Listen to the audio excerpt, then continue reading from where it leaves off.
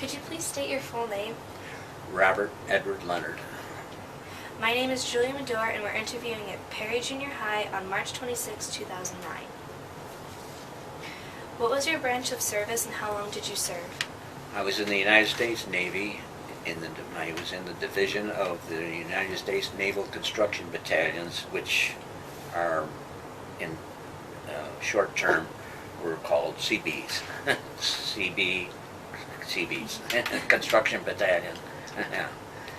And I was started out in the Navy, and I was inducted into the Navy at Albany, and then I was transferred to Sampson, United States Naval Training Center, and that was on the shores of Lake Geneva, one of our Finger Lakes, and they had a big training facility there. After so many weeks of training there, I was transferred to United States Naval Construction Battalion Training Center at Davisville, Rhode Island, and had several weeks there of training, learning how to load and unload ships and run the various loading facilities. And then from there we were transferred to California, to the Seabee base in California, Port Hueneme. We were there a short time, and then we were shipped overseas. And from there we traveled 19 days to the New Hebrides Islands, and the particular island I was on is Espiritu Santo. It's still called Espiritu Santo to this day, but the island group is now called Vanuatu. They had a revolution down there several years ago, and somebody took over, and now it's a nation of its own. At that time, that we were there, it was a possession of the British and Dutch. They were mainly coconut producers and bananas. We were there for several months, and then we were there until the war ended. Peace was declared, and we immediately, well, I have to go back a little bit. We were all training for the invasion of Japan. Everybody that was in the Pacific at that time was probably training for the invasion of Japan, which was going to be a very ugly thing, because even the women and children were taught to use bamboo spears and stuff like that. So the losses for the Japanese invasion would have been awfully big. Well, thankfully, I mean, a lot of people are against the atomic bomb, but thankfully the atomic bomb prevented us from having to invade Japan, which would have been terrible.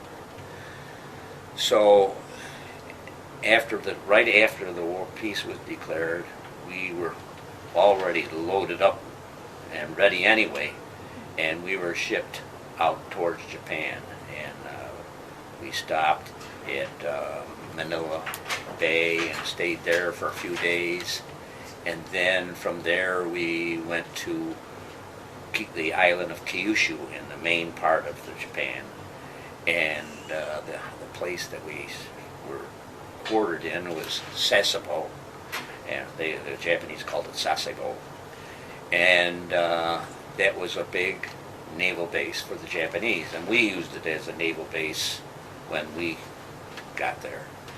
And from that time on, we stayed there and helped load and unload ships. That was our outfit, was mainly loading and unloading ships. They were called stevedores in those days. I guess nowadays they call them longshoremen. But anyway, we were stevedores, and that was our main function, is to load and unload ships. And then from there, after the mustering out process began, I was sent home on an LST. Now, that was one of the biggest adventures of my career.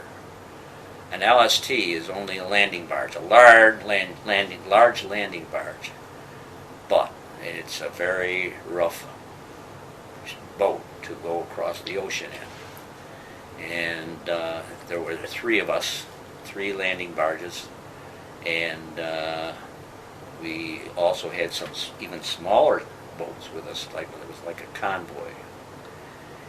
And we got to Pearl Harbor, and we were supposed to stay in Pearl Harbor for a couple of days and give us a chance to see Waikiki Beach and all that stuff. And then we, one of the other LSTs wasn't moored correctly, and it backed up onto the beach and ruined all the drive of the ship. So our ship had to tow that other ship from Pearl Harbor to the United States.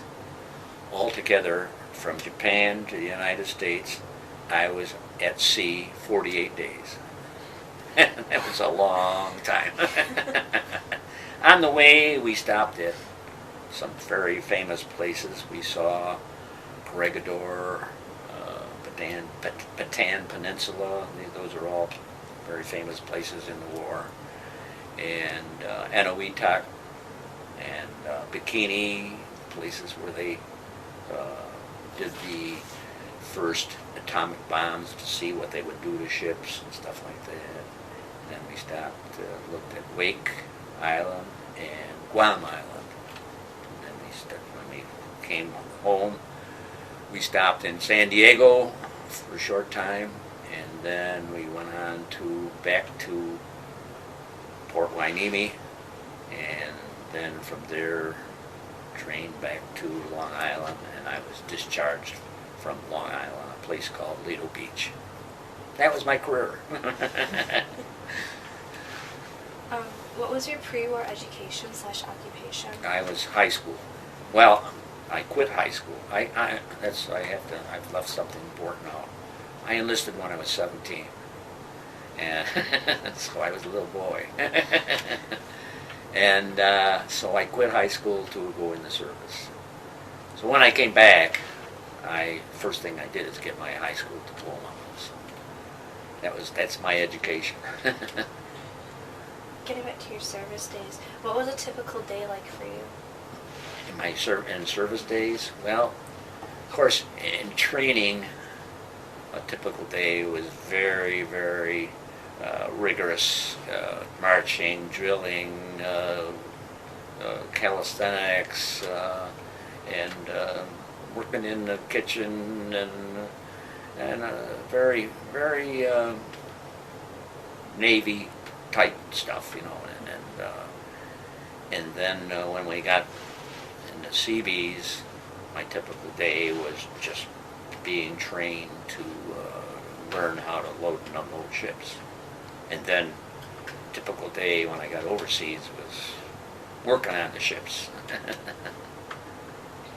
Was there someone you enjoyed spending time with? Yes, I had some very good friends at the time. I had a man that lived in New York, John McCauley, and I had another man, Richard Malone, and I had another man, George Letelier, and there was quite a Eugene Walsh, all these fellows that mostly I worked with, and you get to know. We slept near each other and worked with each other, and so naturally they were good friends.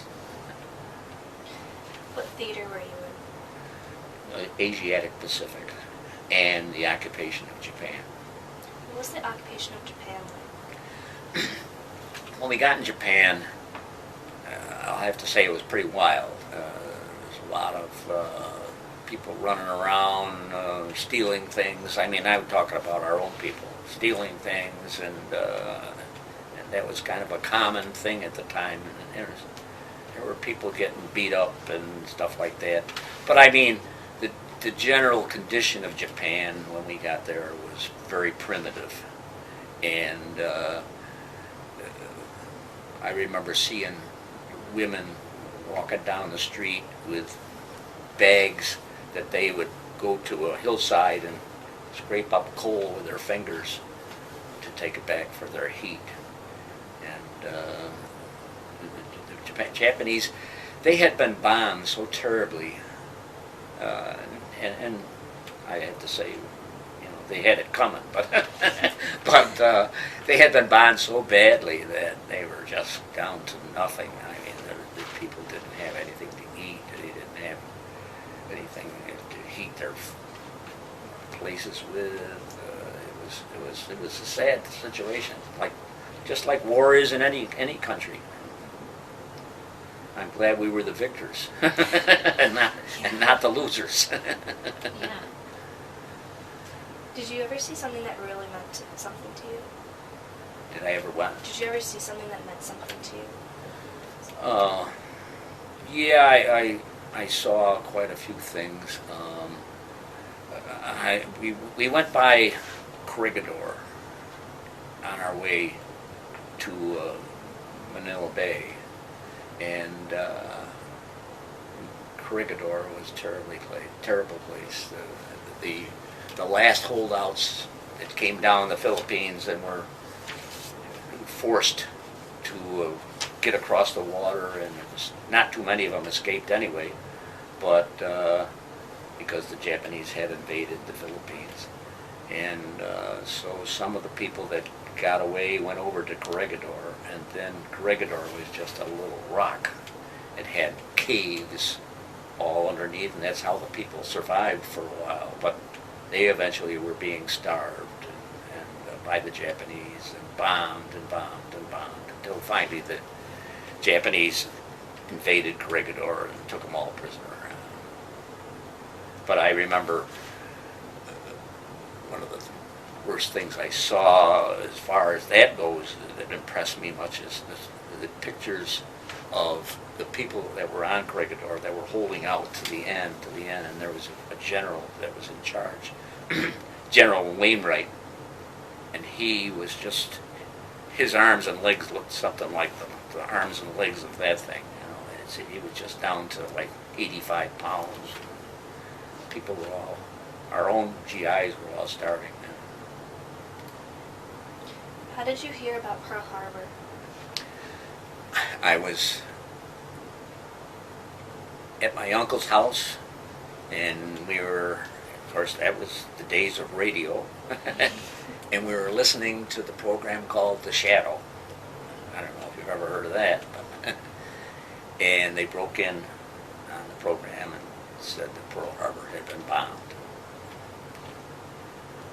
It was a very big shock to everybody. Did you ever see any action? No, I never was fired at, or I never fired at anybody.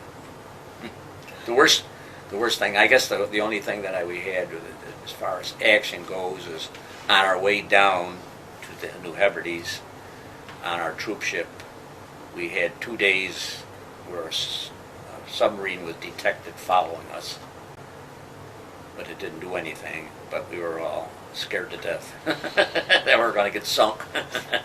Must be didn't have any torpedoes left.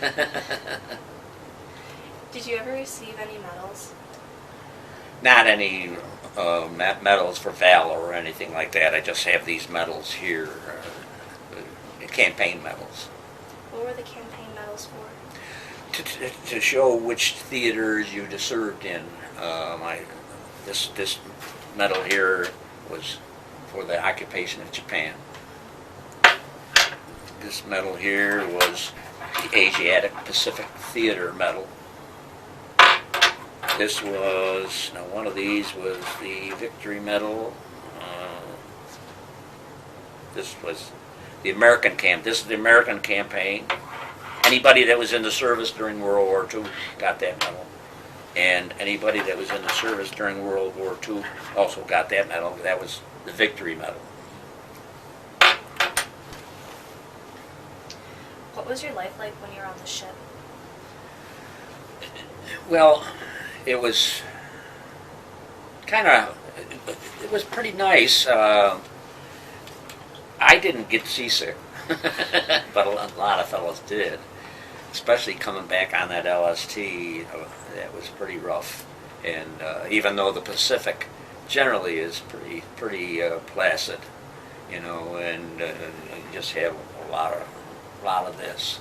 Not big, high, gigantic waves or anything. I never saw any big, high, gigantic waves. I'll have to say one thing I'm going to cut in as far as another impressive thing that happened is when we were in Japan. I forgot about this. When we were in Japan, we experienced a typhoon, and that was very serious. It was knocking buildings down, almost knocked our building down, and it would pick people right up and set them down in the mud over there. It was very, and they predicted tidal wave, but we never did get it. How did you keep in touch with those at home? By letter, censored letters. You couldn't tell exactly where you were, or you couldn't tell anything that you were doing. You just general conversation through a letter. You could say we went to work today and worked on a ship, or something like that, but you couldn't tell anything about what you saw or airplanes or anything like that. What was the funniest thing that happened to you? I have to go right back to the typhoon. We had a new officer, and he was kind of a stickler for a while until he finally settled in. But when he first got there, he was all GI, and so nobody liked him. Well, during the typhoon, we were all told to get in we lived in an old warehouse. And we were all told to get in the warehouse and stay there, don't go outside. Well, we had a compound between our warehouse and a mess hall that we were building at the time. There was just a big mud pool there where they had excavated, and then it turned to mud.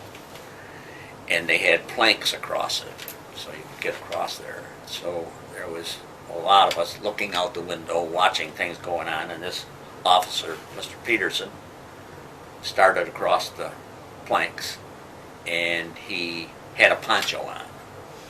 You know what a poncho is? Yeah. He had a poncho on, and the wind grabbed him and picked him right up and set him right down on his bottom in the mud. The whole outfit saw this. That was the funniest thing I ever saw in the service. How did you prepare for the invasion of Japan?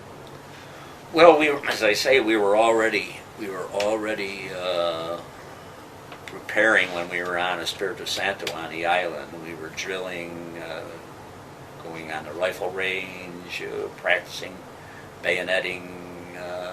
Somewhere there, I got a picture of me in my uniform with my helmet on and all that, rifle and all that, and then we were assigned to units and stuff like that we would be using when we got there, and we did a small boat landing practicing with landing craft type things, and we did a lot of stuff like that. Do you think you could explain the flag that you brought?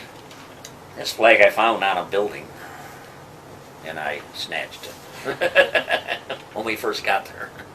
And it was hanging on a building, and it was hanging on a stick, and I just was going by, and I grabbed it. And I don't think it meant anything to the Japanese people anymore. You said you crossed the equator. Was there any special ceremony that you?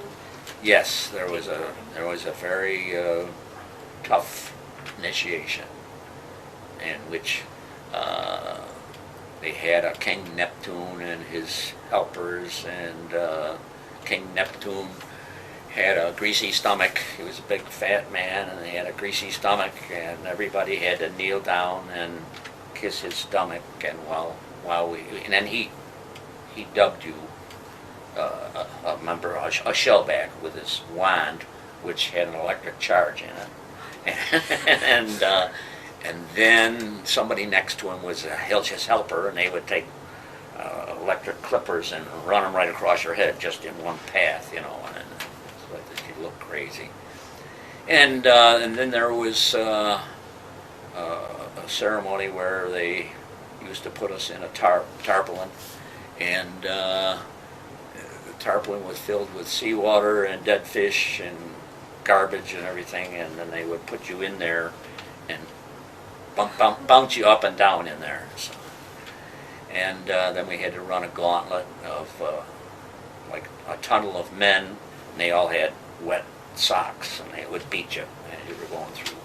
Now, they used to have turned fire hoses on people, but that was they didn't do that to us because it was stopped because in several instances they washed somebody overboard. So, but they used to do that too. And and then they would make us all kneel up on deck, and they had about 10 pounds of pepper, and they would just throw the pepper in the air, and then we all had to get up and recite Our Father without sneezing, and if you sneezed, they hit you with the wet socks. Of course, everybody was sneezing, and a lot of stuff like that. It went on for hours. You did a lot of traveling. Was there any place in particular you would really like To go back to? Yeah. I'd like to go back to Espiritu Santo, if I could. It's called Santos now, and there is hotels, there are motels, and you know, it's a tropical resort now. And I would like to see that again. I'd like to see the place where I lived at that time. We lived right in the middle of a coconut grove, practically. Is there anything else you want to mention? Well, I could show you how we went, which is kind of interesting. Naturally, the United States is over here. It's on the other side of the map. It's over here. But coming from the United States here, we came down to here and down to Vanuatu right here, which is pretty close to Australia. And then our company split, our outfit, our battalion split, and some of us stayed at Espiritu Santo, and some other ones went down to New Caledonia, which is that's a pretty good sized island. And so half of our outfit was there, half of our outfit was where I was. And then from there, then we went, and when they came back, when we started getting ready for the invasion of Japan and everything, we all came back, they all came back up to Espiritu Santo, and then we did our training. Then the war ended, and we had a tremendous party. And then we left Espiritu Santo, and we came up through here, and you've heard of New Guinea. Mm-hmm. We came, and then right next to New Guinea is New Britain, and there is a little waterway that goes between the two. We went through there, and we went up here, and around here, and up into Manila Bay. And we stayed in Manila Bay. Now, we were fairly close to Borneo on our way. You know, Borneo is right near where we were going. And we couldn't see it, but, you know, they told us Borneo was right over there. And so we went up into Manila Bay, and then we stayed in Manila Bay for, I think, 2 days, and they gathered ships and people. And then tremendous convoy from there into Japan. And then, as I said, we went into Sasebo Harbor in Kyushu, which is the southernmost main island in Japan. And we went into Sasebo Harbor. It was kind of a scary thing because as we went into the harbor, this narrow channel with mountains on both sides of us, and we could see guns pointing right down. Well, we were hoping there weren't any Japanese on the end of them because this was right after the war, you know, and some of the Japanese, even on some of the islands, hadn't given up yet. But we didn't have any incidents. The only incident that happened was there was one radical in one of these mountains, not too far from where we were, is some radical Japanese soldiers seized a United States radio station, and they had a little battle there. But that was the end of that, and then there was nothing after that. And so then we stayed in there until it was time to go home, and as I said, we went across, and we went to Wake Island, Utica, Bikini, Guam, Pearl Harbor. From Pearl Harbor, we stayed in Pearl Harbor a few days, and then from Pearl Harbor we went home. Thank you for answering these questions. Okay. They're so nice to listen Okay. to. Stop for a second. Where were you when the atomic bomb? I was on the New Hebrides Islands, Espiritu Santo. Where were you when they surrendered on the Missouri? Also, I was also there. And VJ Day? VJ Day, yes. VE Day? Yes, I was there. How were you involved in major campaigns? We were, you might call people that did forwarding. We forwarded the cargo to these campaigns so that when a campaign was going to be taken on, we knew ahead of time that there were going to be an invasion, because all of a sudden we were working night and day, loading and loading and loading ships.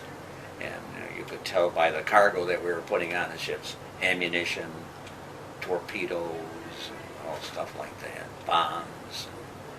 And so we knew that there was, twice at least, we knew that there was a campaign coming up where there were going to be an invasion in which we were involved in the loading of materials.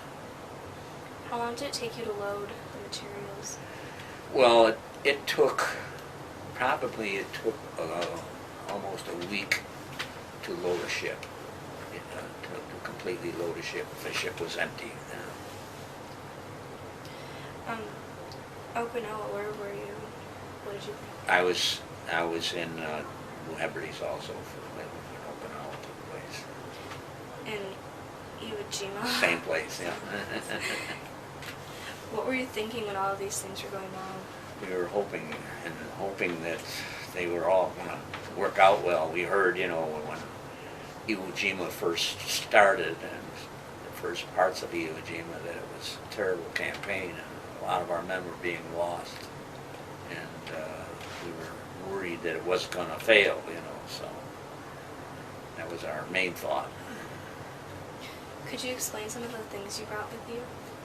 Yeah, this is a silk handkerchief depicting I got it backwards here.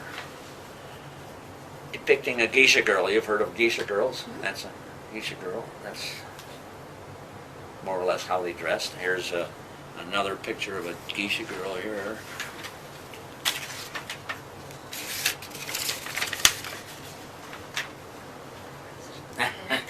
Yeah, yeah.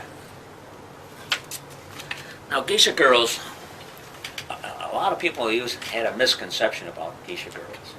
A lot of people thought that they were, well, in plain English, prostitutes, but they were not.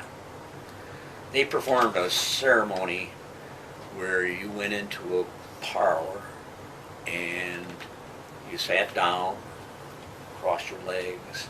They came and administered tea to you, and they sang Japanese songs and danced like that. You had to pay to see that, and I did that once. It was beautiful. It was so different. And of course, the Japanese music is a lot different than our music at that time.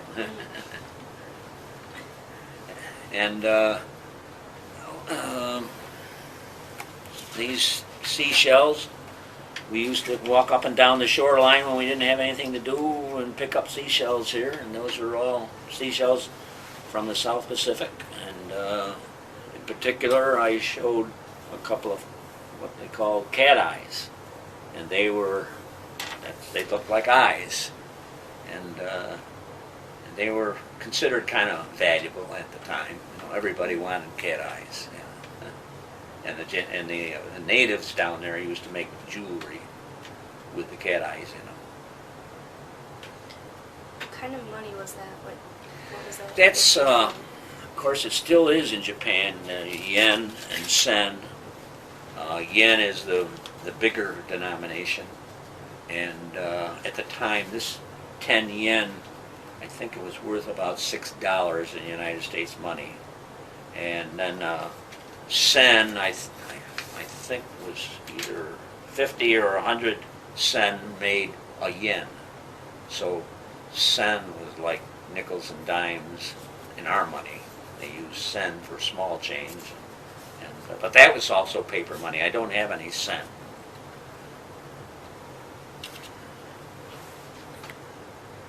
And these pictures here, a lot of these pictures here are when we were in Japan, and it showed some of the wreckage of Nagasaki, what was left of Nagasaki, which was nothing.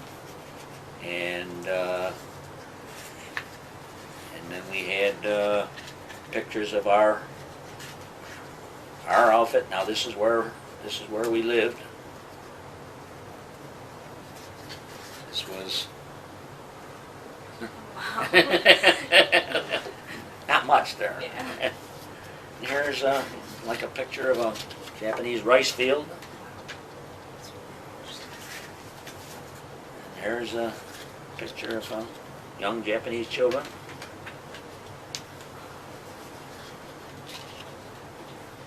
More children.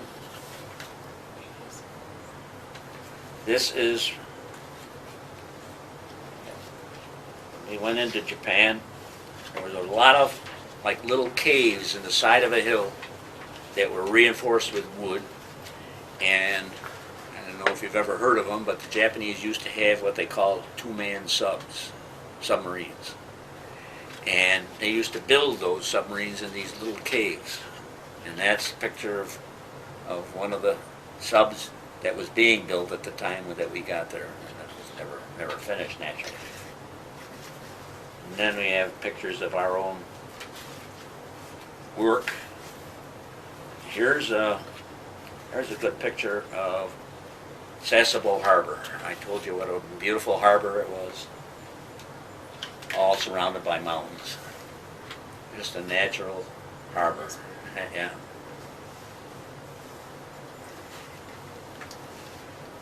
And then I have some other things here. See, there's that LST that I was on, LST 685 that I came home on. And here is I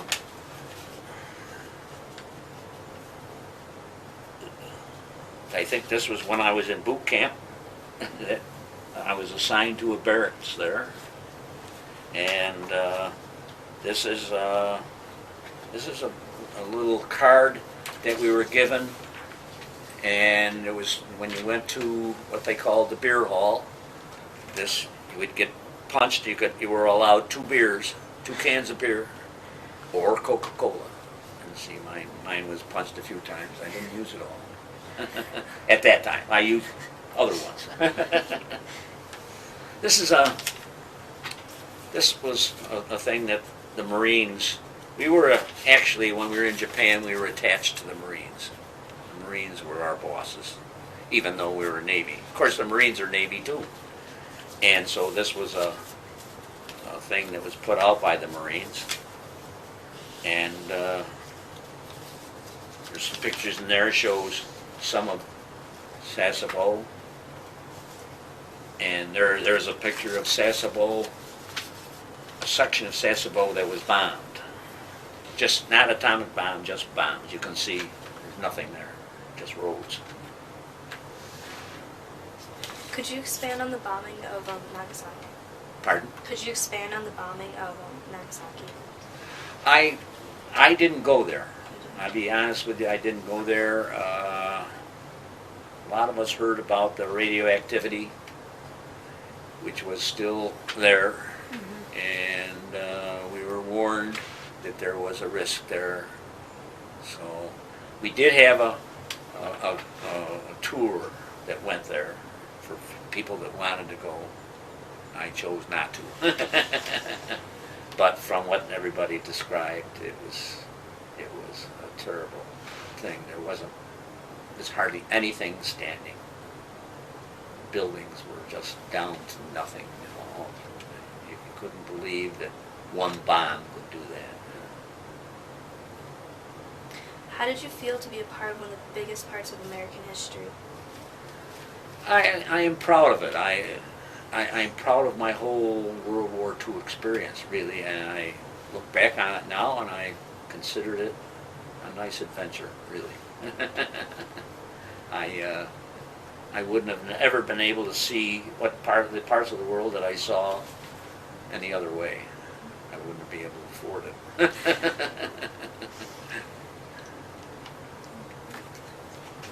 Thank you.